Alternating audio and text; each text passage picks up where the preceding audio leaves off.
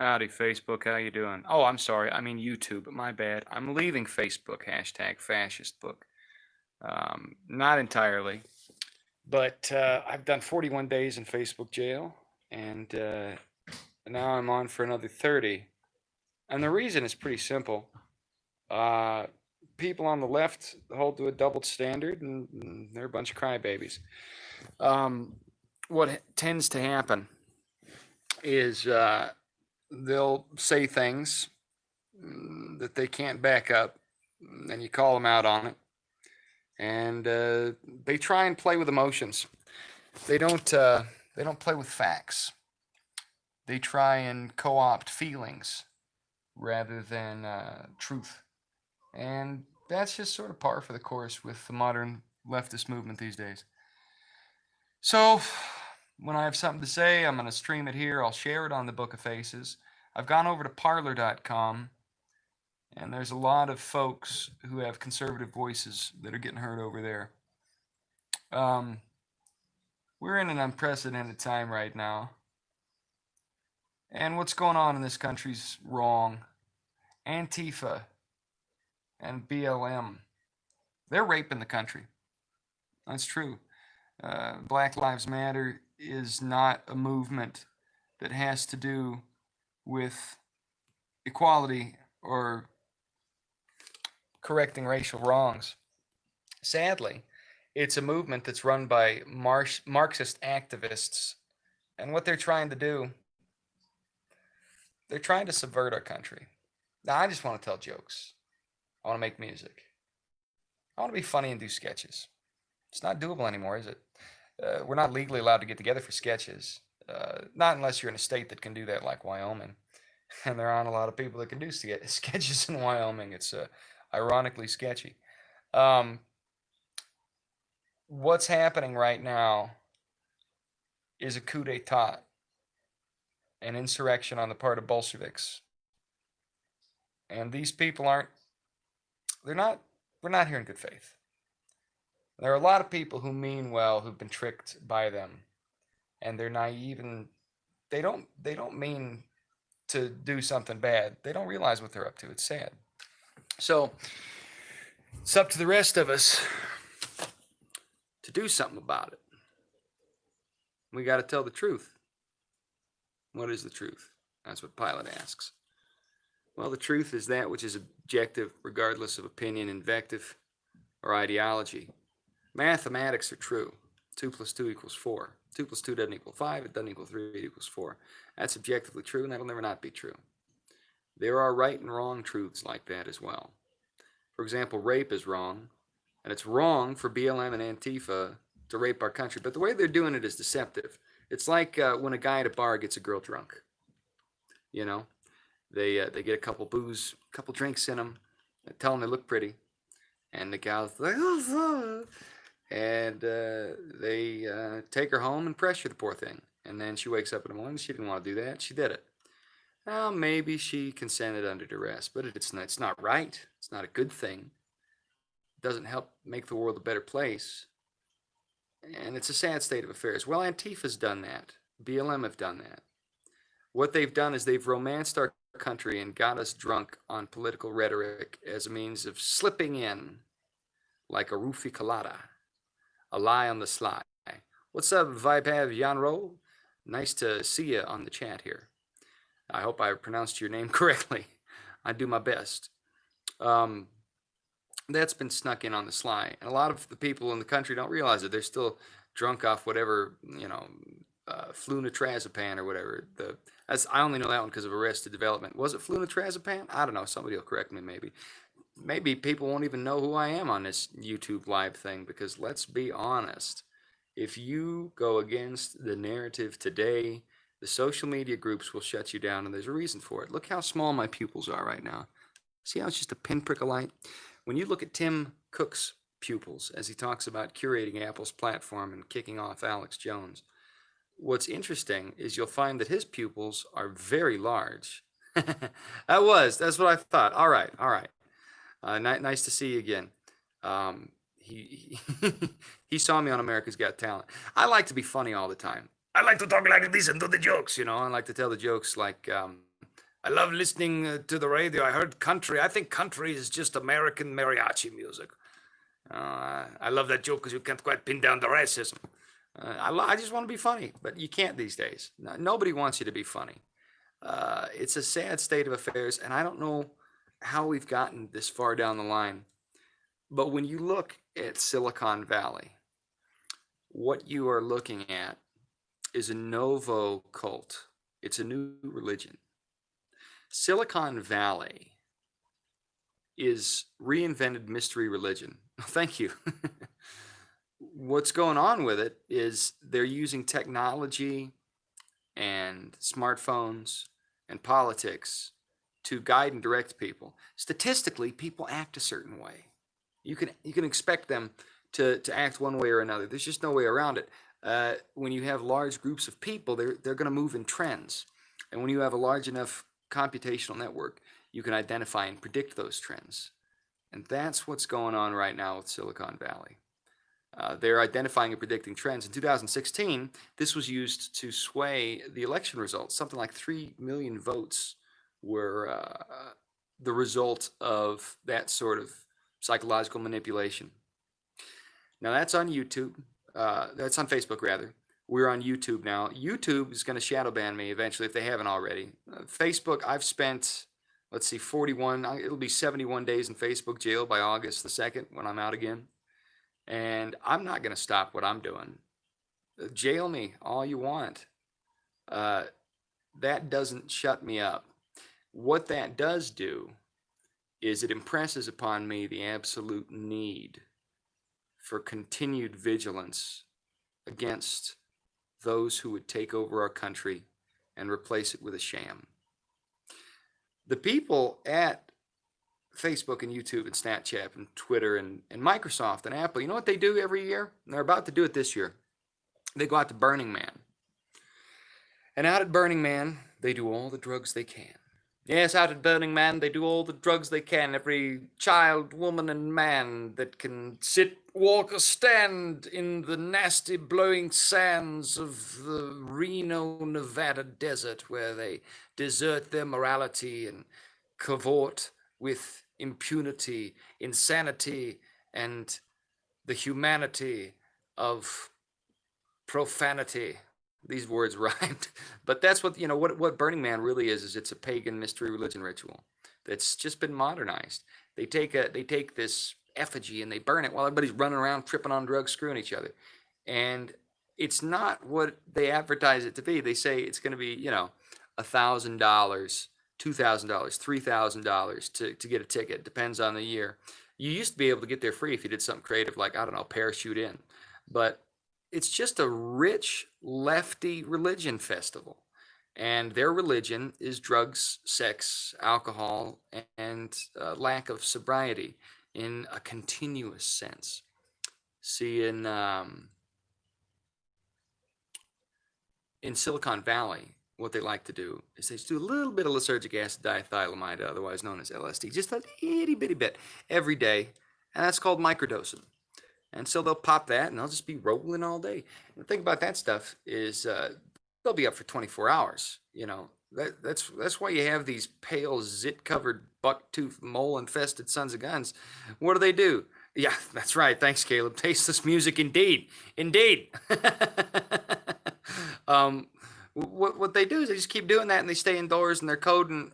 That's why you have this stereotype about the nerd culture looking like that nowadays, and it's been endemic to this portion of society for decades. Timothy Leary wrote a book called The Doors of Perception, which is all about computation and how things are changing. What's his name? Steve Jobs went to India, did a bunch of drugs, came back and invented the interface, which is now so popular on Macintosh computers.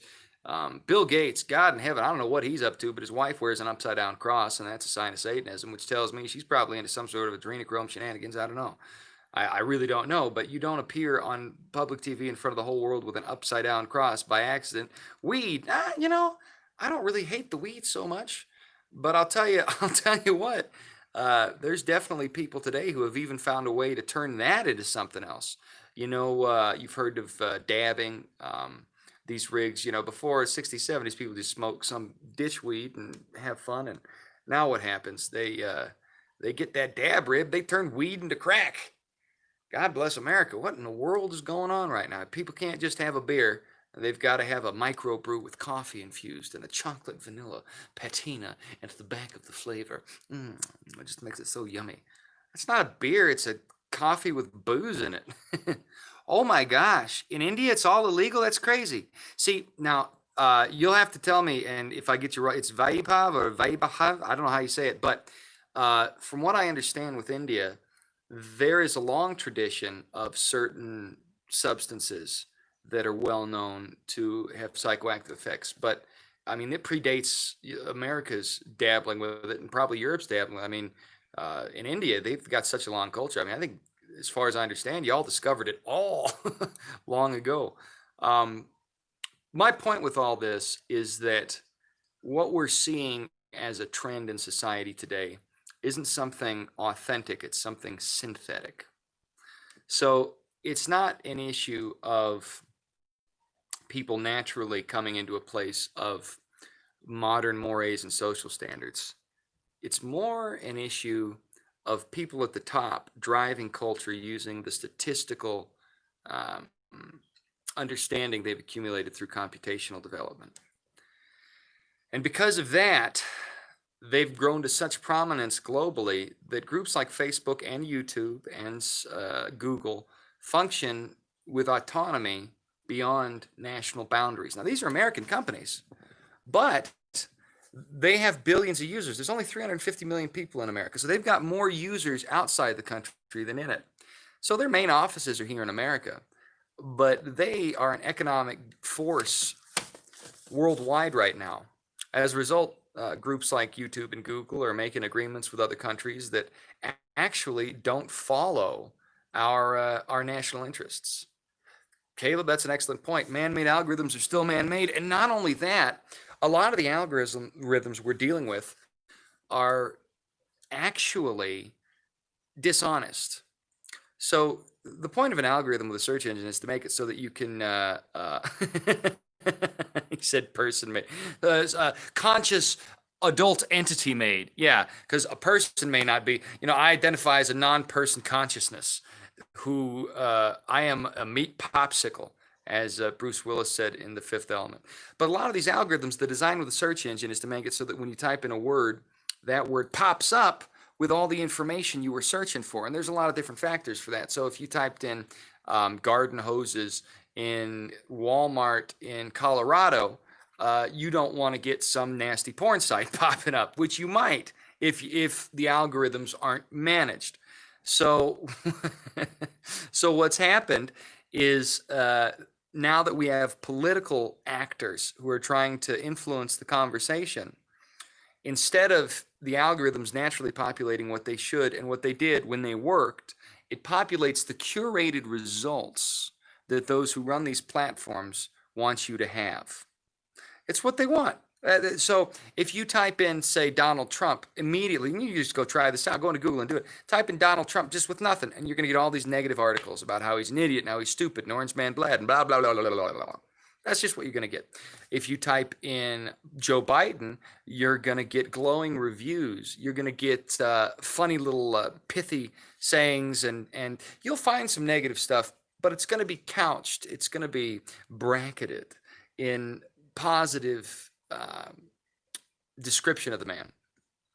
That's just how it is. Because these people have an agenda, and those with the agenda are behind the DNC.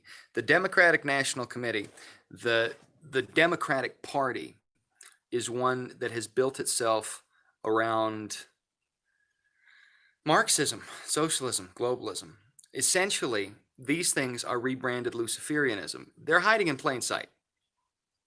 They're trying to make us think that it's just some new age trend that is a representation of the modern times we live in. But the reality, it's not quite the same. Illuminati is something, Vyabhav, but it's not quite what we've been told. So the Illuminati and the Masons, they had a big function in being the movers and shakers of society up until about the late 1700s into the 1800s. As time went by, their heft shifted from secret societies to intelligence agencies that worked at the behest of the government. So the CIA, the NSA, the FBI, Mossad, MI5, MI5 is a big one. All of these agencies are essentially government-funded secret societies. And you can really see it. I was talking about this yesterday on a Facebook Live video, and I can't do Facebook Live until August, but you can bet your buns as soon as I get back, I'm going to do a big one. I might just stay on the dang thing all day and see how long it takes them to shut me down. But what you have with these societies is even the practice of old mystery religion rituals. People don't realize this. Gnostic ideologies have permeated society since they developed back to 300 AD, maybe and a little bit before that. The Catholic Church through Constantine basically married Gnosticism and Christianity for political purposes. There's a cross that says under this sign, conquer. But that wasn't scriptural. Christ never said conquer under a cross sign, did he? No. He said turn the other cheek. So what Constantine did is he co-opted the philosophy that was popular and combined it with the other philosophy that was popular, which is pagan mysticism of the Gnostic school. The idea, gnosis is what Gnostic means, and it's basically another version of the occult. The occult means hidden knowledge. Gnosis means to know, right? So Constantine combined these things together, and they became the Catholic Church. And essentially, these mystery religion gnosis schools of thought, they're just a rebranding of Luciferianism. They're Baal worship, their worship of Asherah, their Hermeticism. It's all the same thing with a different veneer on it. Ultimately, it's collectivism, which emphasizes a synthetic spirituality. And that synthetic spirituality sort of binds your soul. You know, it sort of acts like an emotional addiction. And this is I love music.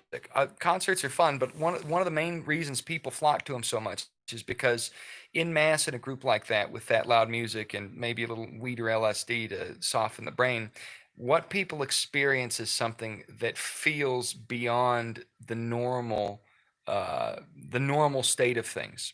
It's sort of it's like a religious experience. I mean, the Deadheads are I played in a Grateful Dead cover band for about 2 years. I had great times. They're wonderful people. I loved them. I don't like Grateful Dead music very much. There's a few songs I do really like, but for the most part, I don't like it. I played to play the music, and I found as a musician, if you only play music you like, you're not going to play a lot of music, or you're going to play by yourself a lot. And if you want to play with people, you have to make a compromise because they're oftentimes only going to know, maybe 10 or 15 songs. They know what they know, and that's it. And, the older you get and the more you progress through life, the harder it becomes to learn new things. So I got in with about 5 or 6 folks who did a lot of Grateful Dead covers, and we also wrote some of our own original music, and we did some Pink Floyd stuff and some Beatles stuff, and it was actually a lot of fun. I would have stuck around with them, but a couple of the cats were married, and one gal was a fiance, and they were going to stay in the same spot, and I had to travel doing comedy. And if you're going to make it as a band as well, you've got to be able to sort of just throw off your normal trappings and just hit the road. It's very difficult. It's very costly. You've got to have a secondary means of income, or you've really got to make the money you make at the show last. And we only did a couple gigs, and it's doable. But boy, that road to the top, AC/DC's right. You want to be a star, stage, and screen. Let me tell you, it's rough and mean. And that's I've been doing the comedy for years. But the thing about the Dead music is it puts people in a trance, and because they jam for a long time and just follow the segues of the jam, that religious sort of catharsis is extended, and it can go on for hours. And that's not necessarily a bad thing. The bad thing is when people don't understand what's going on.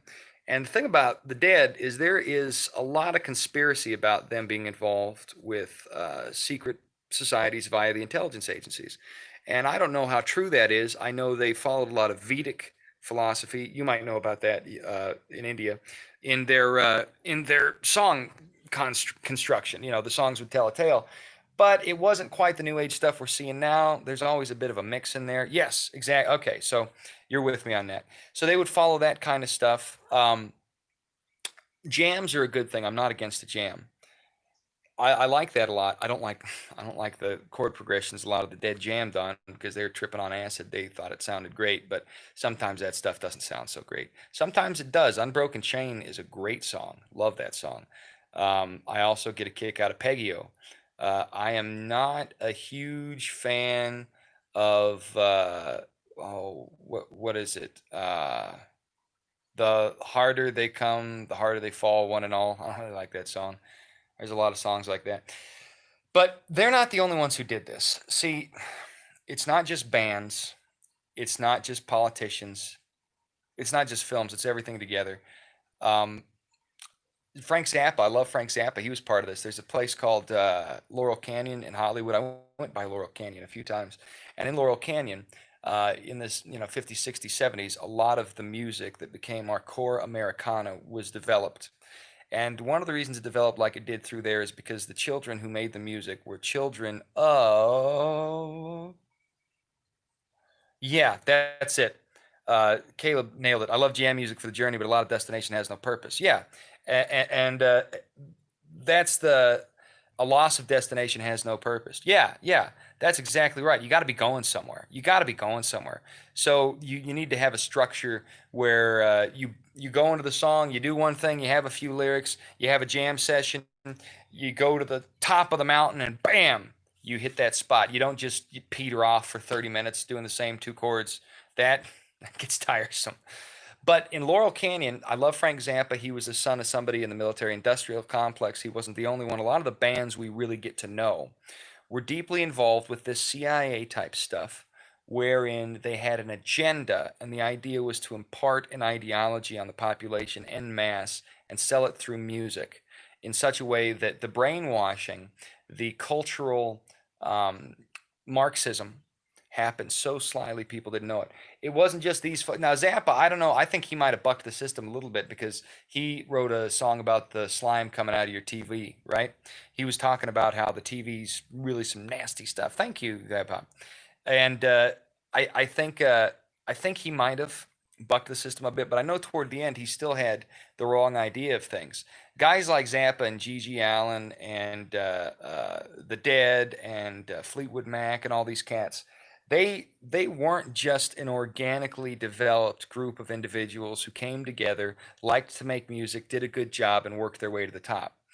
The skids were greased by the government and by these agencies because these groups were saying things that these hermetic secret societies, which make up our CIA and NSA, etc., wanted to be in the zeitgeist of our society. They wanted people to think this way. They did. That's just how it is. So if you want to look for evidence of that, look at Sidney Gottlieb of MK Ultra fame in the CIA. The Central Intelligence Agency was trying to use LSD as a mind control device to sort of make a Manchurian candidate. It was a false premise all the way around because they ordered like 250,000 hits of acid because somebody dropped a zero when they were doing the work. I think that was deliberate, but I don't know. They said, oh, the Soviets have this much, so we need to buy it all up. And so the US government's like, oh, yeah. So they bought it all up. And then you know what they did? They went and distributed it on college campuses, in concerts, and to hookers and prostitutes. And they said they were doing it for research to observe how human beings act when they don't know they're being observed. So they'd give it to this hooker, and then she'd go take a guy, and they'd observe all the stuff that happened there and take their little notes, and then use that to further their experimentation. And then they would apply older methods that were known to do the same thing. So in the other video, I didn't want to get too deep into it. I don't want to get too deep into it here. Sorry about that, y'all. My stream was interrupticated. Anyway, as I was saying, in the old video, I didn't want to get too into it because it's disgusting, and I don't want to get too deeply into it here.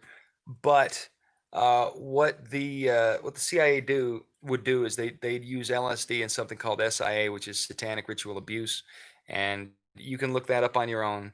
Basically, adults, teenagers, children, they'd get them tripping and they'd do horrible things to them to put a memory in their mind that would never go away, that they could use as a catalyst for a sort of what do they call that, a flashback catalyst, initiating a split personality. Now Sidney Gottlieb was a Nazi brought over in Project Paperclip, and they were doing this stuff to the Jews during World War II.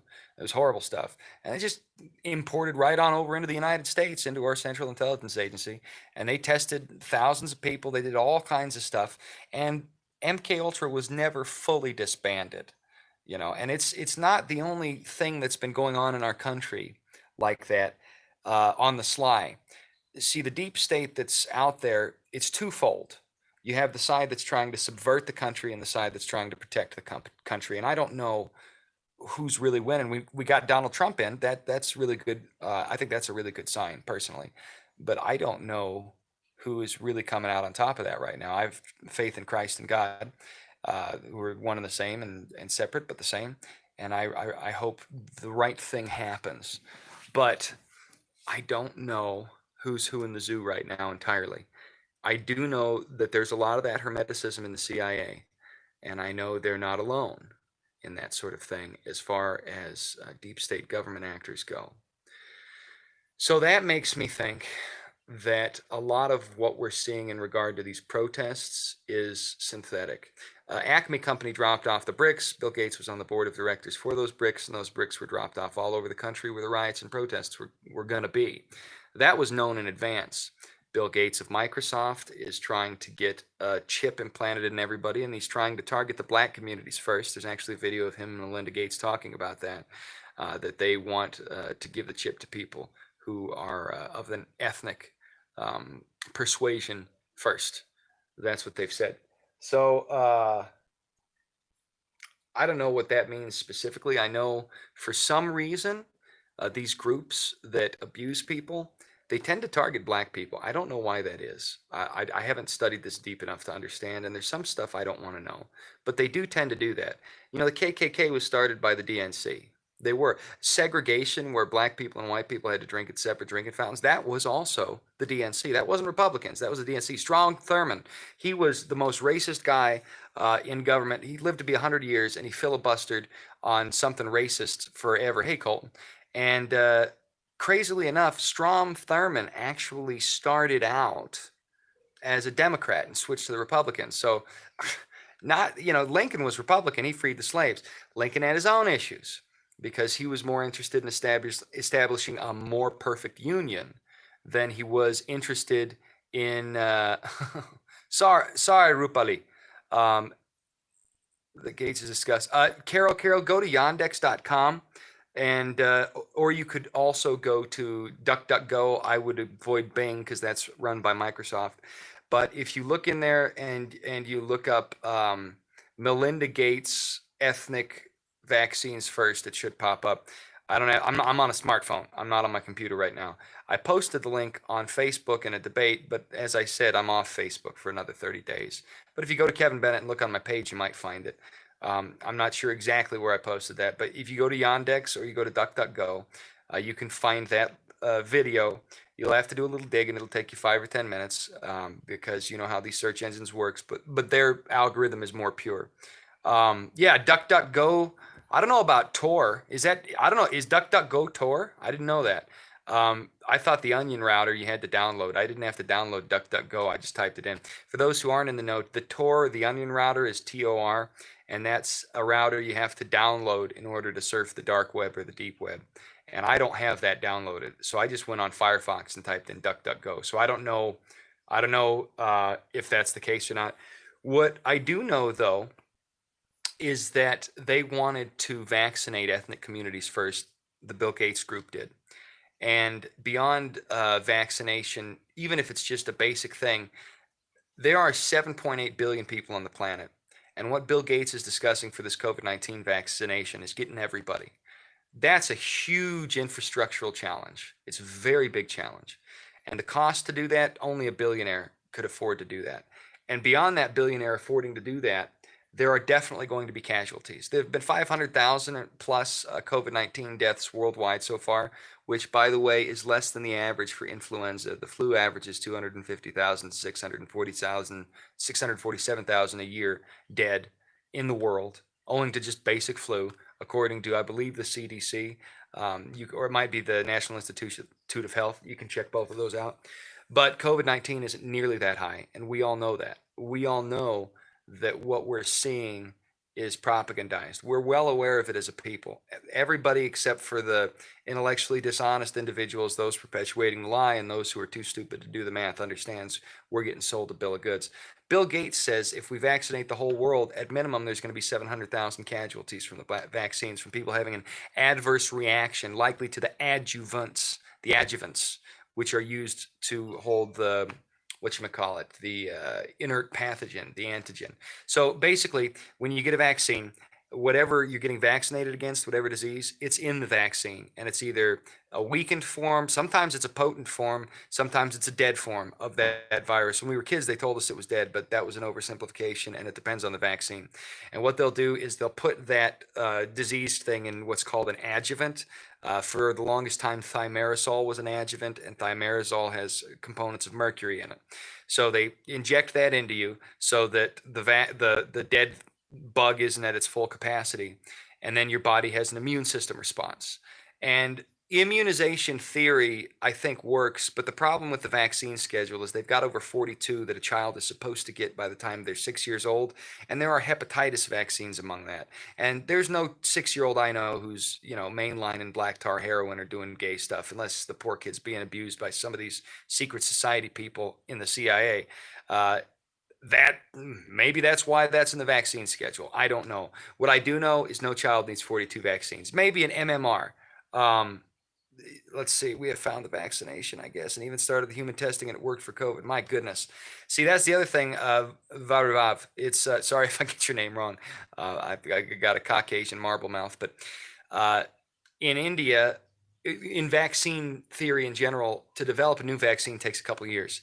We've only had the COVID since March. If they've already got it, it means one of two things. A, they rushed it to market, which means more casualties when they apply it to the world. Or B, they already had it in their back pocket to begin with, and this whole thing's synthetic, which either of those things could be true. I lean towards synthetic because of Event 201 in 2019 and the fact that 1,200 CEOs resigned in 2019. And even big guys like Disney CEOs. One of the Disney CEOs resigned in the earlier part of 2020. These people knew something was coming, and they did Event 201 to sort of dry run it in the fourth quarter of 2019. So I think they probably do have a vaccine, and they've had it for a while. Anthony Fauci under the Obama administration sent $3.7 million to the lab in Wuhan, China, so that they could facilitate what's known as gain of function with the coronavirus. Now, most common cold diseases are coronaviruses. So a common cold that you get where you have the sniffles and a sore throat and maybe you're just not feeling that well for about 5 days, that's usually a coronavirus. In Wuhan, the coronavirus that we know as COVID-19 exhibits features of a pangolin coronavirus and a bat coronavirus. Now, I don't know if you know much about pangolins or bats. Neither of those things exist at a seafood market. Seafood is not a bat. Seafood is not a pangolin. A pangolin is like a Chinese armadillo, basically. The Chinese anteater. It's like a mix between an anteater and an armadillo. It's got like the scaly sort of armor, and I think they eat bugs. But there's no way either of those critters are at a seafood market. Doesn't make any sense. The lab where it broke out from, I think it's all deliberate. I think China did it on purpose as a means of crashing the Western economy and reaping that economic flow. I don't know for sure. I do know that gain of function is all about giving a coronavirus more functionality. That is to say, a virus that's gotten gain of function has the ability to do more than a natural virus in the wild, as it were. So the COVID-19 we know of was developed in a Wuhan lab synthetically. It's a chimera of multiple coronaviruses sort of mangled together and digitally stitched up at the microscopic level. And that took $3.7 million of American money from Anthony Fauci being funneled to the lab in Wuhan under the Obama administration. So this entire thing is synthetic, and it would not surprise me if they already had a vaccine in the wings, and that's why they've been pushing for it so hard. There's a doctor, I think his name is Delgado, and yeah, I think so, Vaibhav. I think it was done on purpose. I'm not 100% sure because, I'm just a dude who's speaking his mind, but I do definitely think this is a contrived situation we're dealing with, and that the disease isn't nearly so bad as we're being told. It is an excuse for them to vaccinate, I think. There's a guy named Delgado who would do tests on bulls in the 1920s, and he'd put a little radio transmitter on their head, and he had a receiver, and it would go right into their brain, and he could rile up the bull with a button, or he could make the bull less than riled up, just totally peaceful with the push of a button. The apparatus he used on that bull has been miniaturized by modern technology exponentially, such that you could fit 100 of them on your fingernail, just on the top of your fingernail. So you could inject that right into you. And we got these 5G towers. I wouldn't be surprised if there is a completely collateral agenda to vaccination with these forced inoculations. Let's see. Carol says Event 201 wasn't the first time they had done a run through for plague-like episodes. Wasn't it the thing they had run for a number of years, if not decades, to be ready? It wasn't just prior to COVID. Carol, I think you're right about that because of Neil Ferguson in England. Neil Ferguson reported on either the swine flu or the bird flu that there'd be like 50 million or 200 million casualties. Caleb, yeah, I think nanotechnology is what we're talking about. If you look into the vaccine, there's supposed to be some sort of digital microdot, like a tattoo that includes some sort of silicon glass things that stick right into your body. It's weird stuff. I'm a musician, I'm a comedian, I'm a writer. I'm not a pastor, I'm not an expert. I'm conscious, I do my research. I encourage you to research everything I'm saying here.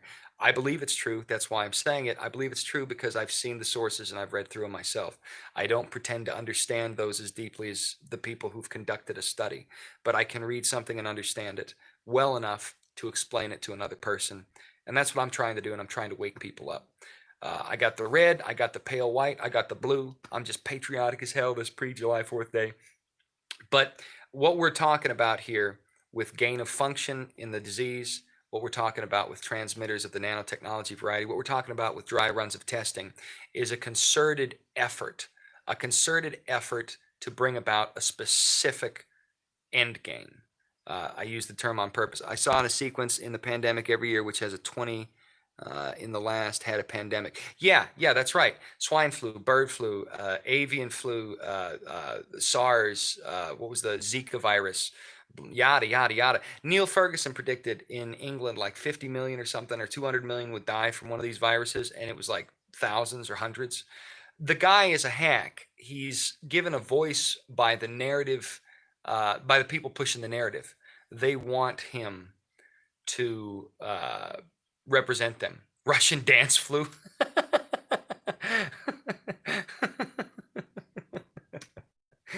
In Russia, we do not dance. If you see someone dancing in Mother Russia, he have the Russian dance flu. Look, he's doing the crouch and the kick of the feet. This is not dance. This is influenza virus. Look, he's about to die. He cannot stop. He is kicking the feet out and in and out and in and out and in. How does he have center of gravity? Is not possible. Has been infected with modern virus. That's funny. Russian dance flu.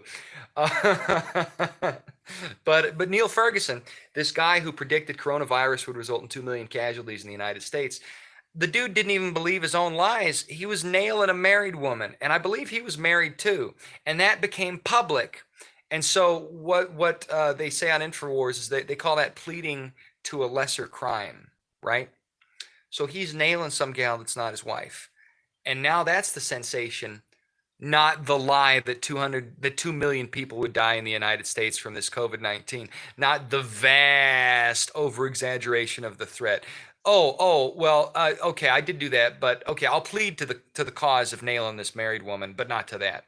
And the guy's discredited, and if I ever see him again, my gosh, I hope he's done. He's not the only individual who has been part and parcel to this. Fauci, when HIV came out, he was pushing hard this drug that had terrible side effects because he was getting paid to. Fauci's a bought and paid for swamp creature weasel rat. He's a conglomeration of evil and stupid, about 5 foot tall and full of feces. I hope the man gets exposed for who he is before the whole world, and we never trust in him again. I don't think Dr. Bricks is much better. I don't know what it's like to run a country when you're surrounded by complete backstabbing rats who hold you to a double standard and are not interested in the truth. I do know from my experiences with social media that the world in which we live right now is full of people who will throw you under the bus for nothing as hard as they can. And that state of affairs doesn't strike me as one that's going to change unless the truth comes out. In Germany, 30,000 pedos are being investigated right now, and the majority of them are in the top of government and finance. They're well-known people. They're the folks that are in the top of society. And there's a reason for that. Where there's a lot of money, more than blackmail, Alex Jones said it yesterday, and I think he's right. When you abuse somebody like these pedos do, you remove God's protection from you. So it's not just about having blackmail on these individuals, it's about spiritually quarantining them, if you will. So for these bankers and rich elite people who are really at the top to get in with the circle so that they can have their cake and eat it too easily without having to do the work for it. That kind of stuff is sort of par for the course. And I don't want to do any of that. I want to do jokes. And if I can't make a living doing what I'm good at, honestly, then, I would rather work in a field somewhere or do construction or something like that. The dancing, wait, it was a real thing? You're kidding me, Rupali. It was a real play. Oh my gosh, I'm gonna have to look into that. The dancing plague? That's hilarious. This is very funny, but very sad. In Mother Russia, we just dance to death. We dance and dance. You know what I think that was? That was some kind of speed. Some poor community got stuck on speed and danced to death. I'll have to look into that. Thank you for that. That's crazy. The world's crazy. It's a crazy place. But yeah, 30,000 of these people were rounded up. They're under investigation in Germany right now. And the infrastructure to support that many people is so massive. I find it impossible to believe the same sort of thing isn't happening in the United States and the UK and Russia and Canada and anywhere where there are people that make massive amounts of cash. Oh, Rupali is your sister? I knew you didn't mean Canada or Russia. My sister is entire country. They're all my sister. Well, hello, Rupali, and thank you guys for watching. I hope you're enjoying what I got to say here. I know it's not a lot of funny. Like I said, I would like to be just funny. I can't be. I'm not allowed to be. See, if I post something on one of these social media channels that's just a funny thought or a meme or a music, I've got songs. Go to Drupal.com/Kevin-Bennett1, and I've got 122 songs on there with a few thousand views. If I post that stuff on my social media like Twitter or Facebook or Instagram or even YouTube, it doesn't get any play. Nobody looks at it. Nobody, I can tell because, it shows the view count. However, if I say I've got a political perspective and I'm going to say it, boom, things go through the roof.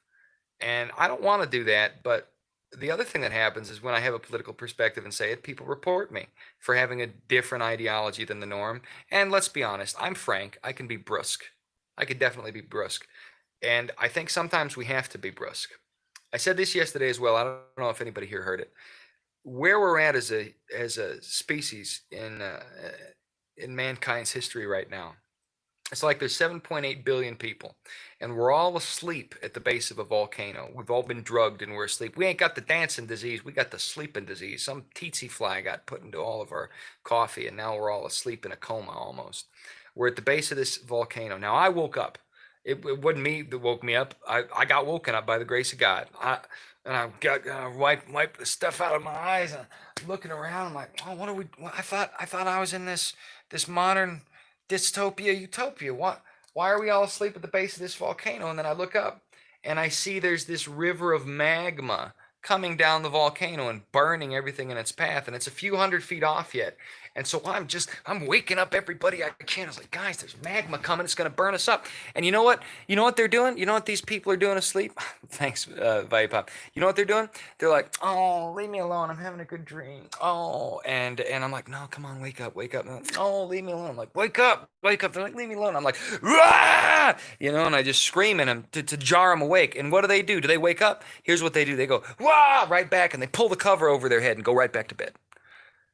And at a certain point, I can't sit there and keep trying to wake them up because the magma's coming. So my hope is when you're asleep and somebody wakes you up and you don't want to be awake, what do? You roll back over in bed and you try to go to sleep, but you can't because you're already awake. You can't help it. You see, you're like, ah. and you get up and you go about your business. Here's my hope. I hope the people that I have jarred awake or that I have tried to, I hope they can't go back to sleep. I hope they try, or they don't even, I hope they don't even try, but if they do try, I hope they can't. And I hope they're like, I better sit up and think. And as they look up, they see the magma and they're like, oh, geez. Oh man. And then they go and run. And I hope they wake other people up. And the thing about that is you're not going to have anybody like you for doing that. People don't like it when you do that. Nobody wants to be woke up from a nice dream. A nice dream is great. I love it when I'm in one of them dreams where I'm flying.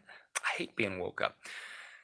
Nobody wants to be woke up, but they got to be woke up. Because here's what'll happen. If we don't wake up in America as a country, we're going to lose it. We're going to lose it to Joe Biden. And very few people are actually going to vote for Joe Biden legitimately and think he's going to do a good job. Who's going to vote for him are those who hate Trump. And everybody else isn't. They're going to go Trump or independent. Because Joe Biden, the man had part of his skull removed so that they could do brain surgery on him. Not only is he not all there in his social interactions, at a physical level, he's not all there. And everybody knows it. And there's footage of him groping kids, and he calls black people cockroaches, and he says if you vote for Trump, you're not black. The guy's racist. He is like the archetypical cutout of a sleazy politician, and he's been in politics 40 years, and he's got nothing done.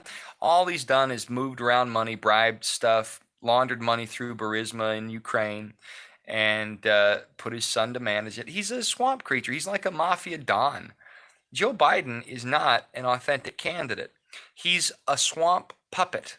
He's perfectly controllable. He's going to do whatever the people who have an agenda want him to do. And if he makes it into our country, it's going to destroy the country. There's no way he's going to make it in legally. There's no way that he will be voted in authentically. The only way he makes it in is if they steal the election. That's the only way he makes it in. And if they steal the election, it's a civil war. And if it's a civil war, that means the economic output of the United States is severely curtailed. And if that happens, there's going to be a domino effect that goes throughout the entire world. And it's going to mean horrible death and bloodshed. That is what the globalists want. The reason they want that is because when countries have their sovereignty weakened, taken away from them, they have to rely on other countries. So that means they can't produce or sustain themselves. They have to get loans. Now they're beholden to other groups. Now all of a sudden there's a symbiotic relationship. So that's one of the reasons the Arab Spring happened, and all those people from Aleppo and Syria and other countries in the Middle East were sent up to the UK and France and Sweden and all that. They were trying to destabilize Europe to foster a global dependent state. And they've been trying to do the same thing in the United States in the same way. Trump's building a wall. So now they've been forced to increase their schedule. See, the things we're seeing right now have been planned. And there's white papers that can be read about it. There is research from people like, Brave New World, 1984. These novels are written by people who had some foresight. Now, George Orwell was socialist. He did a great job presenting what happens in these societies. I don't think even he realized the scope of it. I think it was Huxley who did A Brave New World. And then there's also one called We, which was a satire of Russian socialism. And then there's one by C.S. Lewis called That Hideous Strength, which I strongly recommend anybody read. Everybody should read it. It's a very good book. And it's like C.S. Lewis had a vision to the future. And Yuri Bezmenov, who was a KGB defector that tried to subvert places in India in the 70s and 60s, he defected and went to Canada. And he did an interview with Edward G. Griffin in 1984. It's called Deception Was My Job. It's an hour and 21 minutes. And then he did about a 1-hour seminar called Ideological Subversion. And in those videos, he lines out exactly how social Marxism works and how it is used as a means of propagandizing and demoralizing the public to bring about a Marxist state. He went into detail. And it's like he saw the future we're in now. I had not heard about. I had heard about TikTok being banned in the United States at the Pentagon level because TikTok is stored on Chinese servers, and that means it's an excellent intelligence tool for the Chinese. So of course the Pentagon banned it. I'm not on TikTok. That's not the reason I got off TikTok though. Here's why I got off TikTok. There's all these teenage girls shaking their butts, and I just feel gross. I don't want to be involved with that. I'm a 33-year-old man. I don't need to be looking at some teenager shaking her crap. I'd go on my feed and just turn it on, and if you scroll through it, the stuff that's trending gets there, and it's always some teenage girl doing something she shouldn't be doing as a teenager and wouldn't be allowed. Yeah, the vibe, you get it. It's disgusting. It's like, what are you doing? What I am a good person. I don't want to see. Well, I'm not. Nobody's good, but I try to do the right thing. So I was on it for about 2 weeks, and I posted a few little stupid videos, and they didn't really get much response. And every time I'd go on there, I'd be like, oh, again. So I deleted it, and then it came out that TikTok had servers which were storing information pertaining to U.S. secrets in China, and I was like, "Oh, okay. Well, I dodged a bullet there." And it sucks because the way Facebook and Twitter are going, they're crashing. I just got on Parler.com, Parler. It's a new platform, and Facebook is going to go the way of MySpace. It's gonna happen, and it's gonna actually be a massive economic loss. I think what they'll probably have to do is break it up, and it's going to happen after the next election, I imagine. And when it's broken up, it's going to be divided up in ways that make it less popular. The business interests that have been funding it will withdraw a lot of their support and move to other platforms. And the end result is it's going to be kind of buggy for a while, and people are going to get bored of it, and they're going to leave, I think. I may be wrong. That's my theory on it. If that doesn't happen, personally, I would not have my feelings hurt if the United States broke up Facebook entirely, fired everybody, took the assets they had made, and distributed those assets among the people that Facebook unfairly exercised the double standard against. Because they've done that. I'm going to have spent 71 days in FB jail, about a quarter of the year. And the reason is I'm conservative and I'm outspoken. I'm not really all that mean. I'm not perfect, and I definitely do get a little bit too heated sometimes. But every time I'm knocked off, there's more than a dozen people who said a lot worse things in the same exchange, and they just keep on keeping on because the Facebook moderators don't care about justice. They care about bias. They'll even go against the standards of Facebook to block somebody they perceive as a Trump supporter. What they're doing is illegal, and Facebook needs to be held accountable. I actually don't hold the peons accountable who, report me and get me blocked. They're just Karens, Karen squared. Who cares? Who I'm against are the double standard moderators who will allow one group of people to say and do all sorts of horrible things against another group, but then hold the other group to a standard they themselves can't meet. It's the deepest hypocrisy, and I refuse to be silent about it. Right now, we are at a metaphysical, spiritual battleground wherein good and evil are being quickly separated. And you don't have to be, let me be careful how I phrase this. A lot of people are good. Some people even say Mark Zuckerberg looks like the child of Data, from Star Trek The Next Generation, doesn't he? The social media is the most hypocritical platforms ever. Caleb, you nailed it. Caleb and I go way back.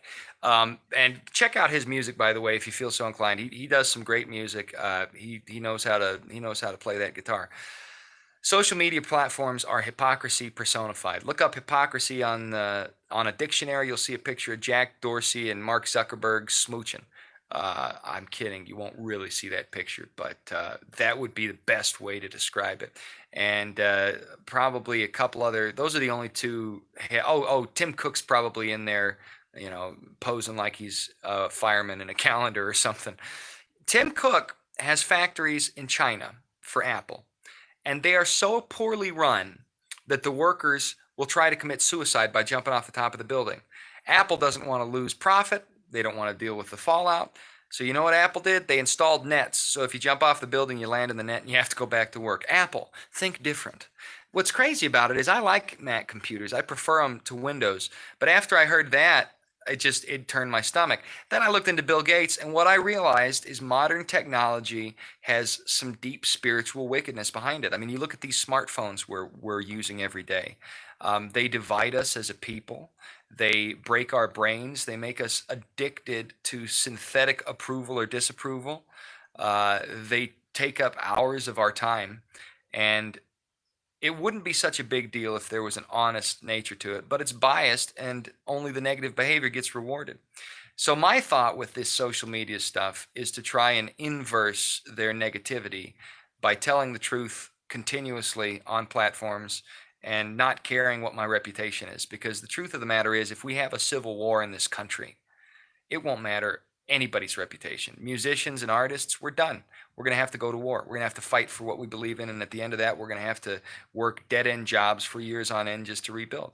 That's what will happen if we go into a civil war in this country. If we don't go into a civil war in this country, then these groups are going to be prosecuted for their illegal double standards and their harassment, abuse, and deception, for their perversion of our political process and the political processes of countries throughout the world.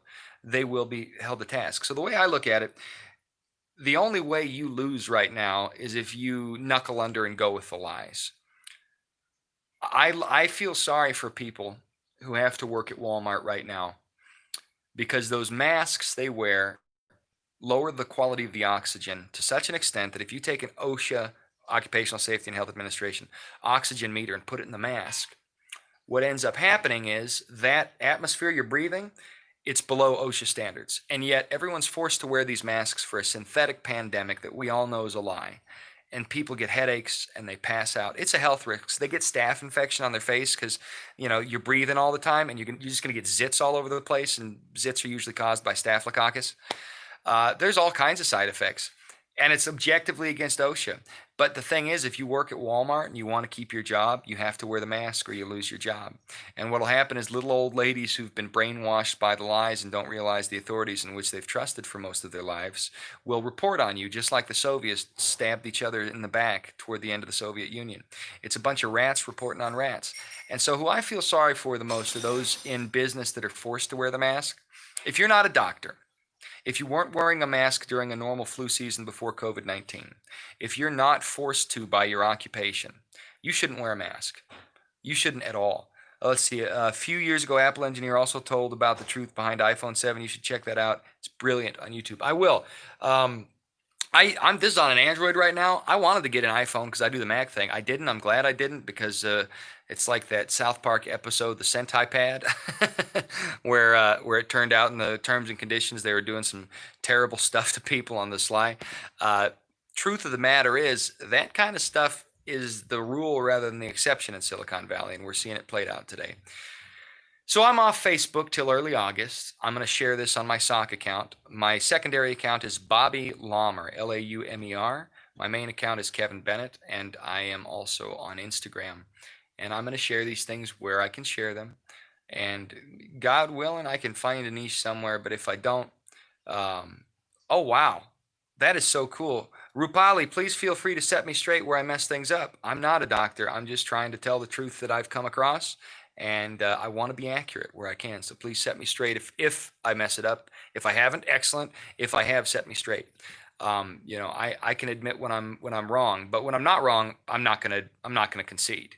I mean, I make mistakes, but I'm not gonna concede when I don't make a mistake, even if it's for a brusque thing that hurts somebody's feelings. Because people need to have their feelings hurt to wake up right now. Sadly, I don't want to do it. I don't want to be brusque. It says in Scripture that we have to exhort, we have to rebuke, we have to, in love, tell the truth. But there's a time when you have to wake somebody up at the base of the volcano, or they're going to get burned up, and you can't be gentle about it. And we're getting there. It's coming. It's on our doorstep, and if we don't do something soon, I don't know what's going to happen. I really don't. So I don't think you can lose by telling the truth. I think you might be inconvenienced for a while. But I think if you tell the truth, I think God will reward you himself. And it's difficult. It's difficult because we know what happens. Thank you, Caleb. You too, buddy. God bless you. Keep fighting a good fight. Take religion and politics out of it. Right and wrong. We know that the riots are wrong. They're peaceful protest, fine. Riots, wrong. I agree that Black Lives Matter. I don't agree that protests are good.